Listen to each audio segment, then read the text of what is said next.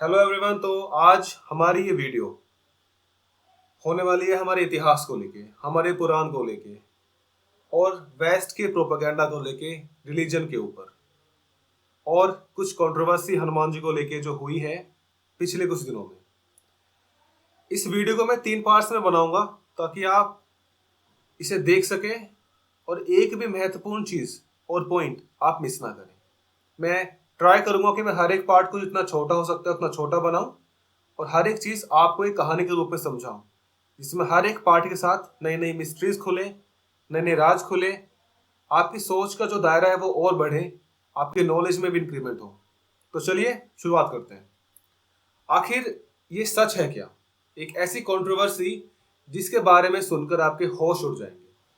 भारत में जो DMK party है, खासकर तमिलनाडु में, वो अक्सर इस प्रकार के स्टेटमेंट देती है कि उसमें सनातन धर्म के भगवानों का अपमान हो, हिंदू धर्म का अपमान हो, और उन स्टेटमेंट्स को कुछ ज्यादा ही जनरलाइज किया जाता है। हाल ही में ये डिबेट प्रभु हनुमान को लेकर उठा और सारी बात ये बोली गई कि प्रभु हनुमान के बारे में जो भी चर्चाएं की जाती हैं वो मिथ्या है, मतलब माइथोलॉजी है। लेकिन यहाँ एक बहुत बड़ा बट है, एक लेकिन है। दिक्कत यह है कि डीएमके एक ऐसी पॉलिटिकल पार्टी है जो माइथोलॉजी को वेस्टर्न कॉन्स्ट्रक्ट्स इस रूप में देखती है और वेस्टर्न देशों के नजरिए से देखती है। आफ्टर ऑल, ये जो वेस्टर्न देश है इनके हिसाब से माइथोलॉजी क्या है? जरा इस साजिश को समझिए। इनके हिसाब से माइथोलॉजी इस प्रकार से देखी जाती है कि वो होती है फॉल्स स्टोरीज। वो ऐसी स्टोरीज होती हैं जो बेसिकली ह्यूमैनिटी ने एक समय पे क्रिएट करी जब साइंस नहीं होता था, जब साइंटिफिक तरीके से चीजों को एक्सप्लेन नहीं किया जाता था। वेस्टर्न कंट्रीज के हिसाब से माइथोलॉजी का आज कोई इतिहास यानी हिस्ट्री ही नहीं है। आप समझिए इस बात को। और इसी रीजन से आप देखो कि जो वेस्टर्न कंट्रीज में माइथोलॉजिकल स्टोरीज हैं उनमें अक्सर चर्चा होती है खराब भगवानों की और कुछ ऐसे भगवानों की जो किसी प्रकार की कोई एथिकल लेवल पर गाइडेंस प्रोवाइड नहीं कर सकते। इसी रीजन से जो वेस्टर्न कंट्रीज हैं वो माइथोलॉजी को इस तरीके से देखती हैं कि वो नॉट ओनली हिस्ट्री से डिस्कनेक्टेड हैं बल्कि daily life, ethical living, daily चीजों से डिस्कनेक्टेड हैं। और सबसे बड़ी बात, वो पूरी की पूरी माइथोलॉजी को एक फिक्शन मानती है। लेकिन दिक्कत ये है, और यहां से असली खेल शुरू होता है, कि जो वेस्टर्न कंट्रीज का पर्सपेक्टिव है माइथोलॉजी को लेकर, पहली बात, भारत उस पर्सपेक्टिव को नहीं मानता।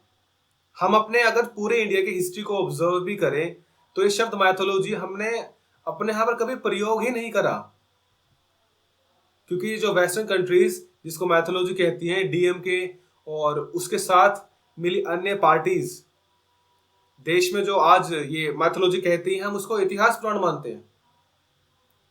इतिहास पुराण का मतलब होता है वो इवेंट्स जो ऐतिहासिक तौर पर हुए हैं, जिन जो धर्म में हुए हैं, धर्म को आगे बढ़ाने के लिए हुए हैं। और सबसे बड़ी बात, ऐसे इवेंट्स जो आज पूरे देश और देश के लोगों को एक मेटाफिजिकल इंसाइट्स प्रोवाइड करते हैं। ये भी हम समझेंगे आगे जाके। लोक समग्र यानी कि सोशल ऑर्डर किस तरीके से अपहोल्ड होता है, आइए उसको समझते हैं हम जरा। क्योंकि हमारे हिसाब से इतिहास पुराण, जिसको आप माइथोलॉजी मानते हैं, उसमें 3 अलग अलग लेयर्स होती हैं। वहां पर रियल किंग्स हैं, असली राजाओं की हिस्ट्री और स्टोरीज हैं, उनके फिलोसफिकल पर्सपेक्ट्स हैं जिसके तहत हम धर्म को उन्होंने कैसे आगे बढ़ाया, और एथिकल लेवल पर एक नैतिक तौर पर यह चीज बताई जाती है कि किस तरीके से इतिहास के थ्रू उन्होंने नैतिकता का पाथ पढ़ाते हुए अपने राज्यों में गवर्नेंस प्रोवाइड करी। आज हमारे लिए इतिहास पुराण कोई फॉल्स स्टोरीज और फिक्शन नहीं, बल्कि एक मैनुअल और स्टेट क्राफ्ट है, एक एथिकल मैनुअल। सुनिए ध्यान से, एक एथिकल मैनुअल है जो हमारे लिए एथिक्स, नैतिकता, एथिक्स के तहत, गवर्नेंस के तहत और स्टेट क्राफ्ट के तहत देखा जाता है। उसका रीजन ये है क्योंकि हम अपने इतिहास पुराण में अपने भगवान को एक देव तत्व, मैं जरा इसको एक से ठीक से लिख देता हूं, रुकिए। हम अपने इतिहास पुराण में अपने भगवान को एक देव तत्व के रूप में देखते हैं, यानी कि हम उनकी मैनिफेस्टेशन को कॉस्मिक प्रिंसिपल्स के नजरिए से देखते हैं। और प्रभु हनुमान हमारे लिए देव तत्व के नजरिए से देखते हुए एक ऐसे उदाहरण है जो डिवोशनल पावर और उसका एक ऐसा एग्जाम्पल है जो पूरे इतिहास में हमें कहीं नहीं मिलेगा। यहाँ पर आप जब कहते हैं मिथ्या, जब आप कहते हैं माइथोलॉजी, तो आपके लिए माइथोलॉजी है, हमारे लिए हमारा ये धर्म है। इस धर्म को हम कॉम्प्रोमाइज नहीं होने दे सकते हैं। और आज इस पूरे गेम में जब हम प्रभु हनुमान की बात करते हैं तो जब हनुमान जी के कॉन्टेक्स्ट में हम कहते हैं कि उन्होंने प्रभु राम की मदद करी रावण के विनाश करने में, तो उस समय उनका पूरा पूरा डिवोशन, उनका उस समय सेल्फलेस सर्विस, और सबसे बड़ी बात उनका स्ट्रेंथ, एक ऐसी चीज देखी गई जिसका कोई पैरेलल आज मॉडर्न इतिहास में हमारे पास उदाहरण नहीं है। तो ये हमारा पार्ट 1 यहाँ पे हम खत्म करते हैं। हमने थोड़ा वेस्ट के आइडियोलॉजी को समझा। अगले वाले पार्ट में हम हनुमान जी के 10 भगवानों के नजरिए से देखते हैं कि वो किस प्रकार से भगवान के एक लोअर वर्कर थे।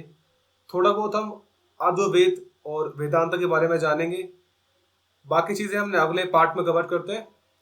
Thank you.